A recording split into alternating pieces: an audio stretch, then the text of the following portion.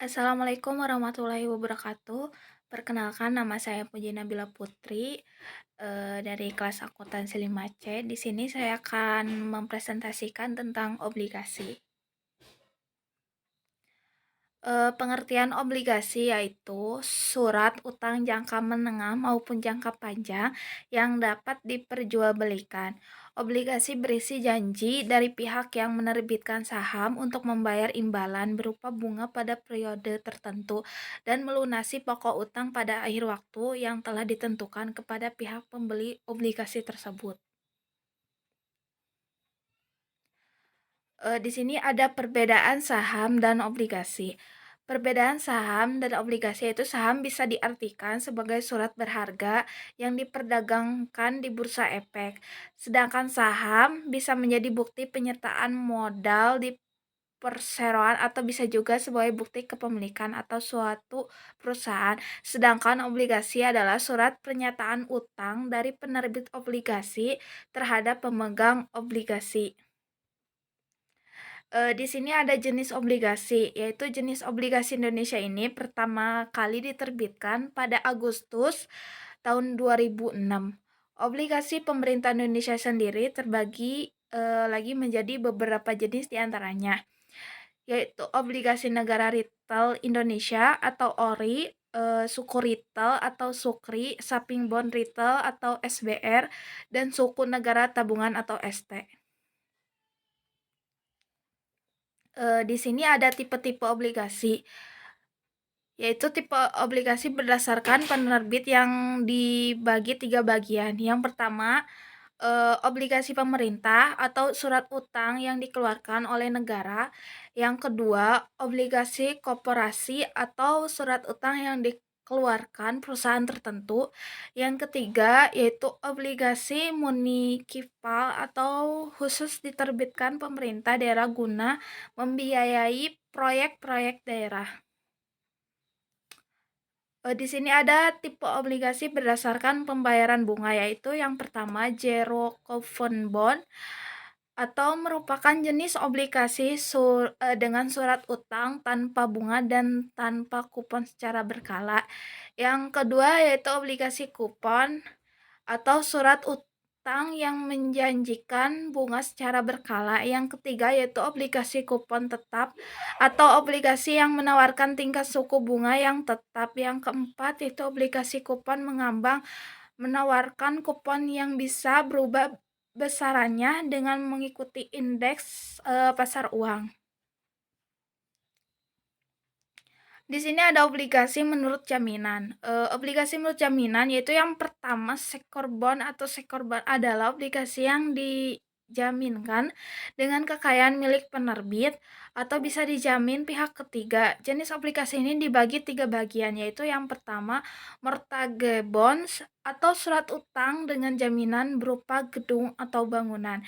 Yang kedua yaitu collateral trust bond atau surat utang yang dijaminkan dengan saham atau obligasi milik penerbit.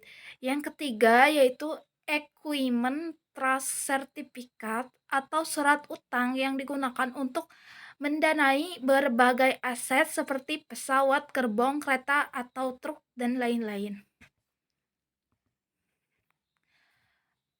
Di sini ada unsecured bond. Obligasi jenis ini berarti tidak dijaminkan dengan menggunakan kekayaan milik penerbit. Obligasi ini dibagi menjadi 3, yaitu yang pertama debentures atau surat utang yang hanya diterbitkan perusahaan yang sudah terpercaya. Yang kedua yaitu subordinated debentures atau obligasi ini tidak akan dibayar jika obligasi yang lebih senior dibayarkan. Yang ketiga yaitu encumbered, surat utang diterbitkan yang mana perusahaan membayar bunga ketika memperoleh laba. Di sini ada ciri-ciri obligasi, yaitu yang pertama nilai nominal, yang kedua jangka waktu jatuh tempo, yang ketiga coupon rate, yang keempat isu atau penerbit. Adapun manfaat obligasi, yaitu yang pertama Biaya penerbitan obligasi cenderung lebih murah dibanding penerbitan saham. Yang kedua, memberi pendapatan tetap atau fixed income berupa kupon atau tingkat resikonya jauh lebih rendah dibandingkan saham. Yang ketiga yaitu bunga obligasi lebih rendah dibanding bunga pinjaman kredit. Yang keempat yaitu pemegang obligasi tidak berhak ikut campur urusan internal perusahaan karena obligasi tidak mempunyai hak suara. Yang kelima itu tingkat bunga tidak dipengaruhi harga pasar obligasi. Di sini ada resiko obligasi. Resiko obligasi ini yang pertama, resiko likuidasi ini dapat terjadi apabila investor obligasi sedang membutuhkan dana tetapi kesulitan menjual obligasi dalam waktu cepat di harga yang wajar di pasar sekunder. Yang kedua yaitu resiko pasar. Resiko ini dapat terjadi apabila harga obligasi berfluktuasi karena berbagai faktor ekonomi makro seperti inflasi. Yang ketiga yaitu resiko gagal bayar. Ini dapat terjadi apabila penerbit obligasi yaitu pemerintah atau perusahaan tidak sanggup membayar nilai pokok investasi berdasarkan kuponnya. Yang terakhir itu yang keempat, resiko perubahan peraturan resiko ini dapat terjadi apabila pemerintah mengubah peraturan terkait perpajakan obligasi yang dapat mempengaruhi hasil investasi yang diperoleh investor. Di sini ada perbedaan penerbit obligasi dan investor. Itu perbedaannya adalah saat perusahaan menerbitkan saham, itu artinya mereka menjual sebagian kepemilikan kepada pihak lain. Saat perusahaan penerbitkan obligasi, itu artinya mereka menerbitkan utang dan kamu yang memiliki obligasi berhak mendapatkan pembayaran kembali pokok utang ditambah dengan bunga. Di sini ada pengertian YL. Pengertian YL to maturity atau YL to maturity adalah perhitungan hasil investasi yang didapatkan oleh investor dari awal sampai masa tenor obligasinya berakhir. Untuk menghitung YL to maturity, perusahaan akan menyamakan harga obligasi yang berlaku sekarang dengan semua tingkat pengembalian dana di masa depan. Di sini ada pengertian diskon premium dan pari. Yang pertama itu par atau nilai pari adalah harga obligasi sama dengan nilai nominal.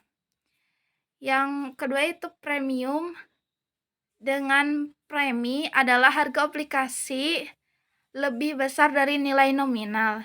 Yang ketiga yaitu diskon dengan diskon harga obligasi lebih kecil dari nilai nominal. Di sini ada skema obligasi. Itu skema obligasi adalah hal yang paling penting untuk diketahui investor adalah besar kecilnya bunga kupon ini merupakan cerminan dan kompensasi atas lamanya jangka waktu jatuh tempo atau lamanya pengembalian uang investor serta risiko gagal bayar yang akan dihadapi investor. Maka itu nilai kupon dapat menjadi indikator besar kecilnya resiko obligasi. Semakin tinggi kupon obligasi, semakin tinggi pula resiko yang terkandung dalam obligasi tersebut. Sekian, terima kasih. Wassalamualaikum warahmatullahi wabarakatuh.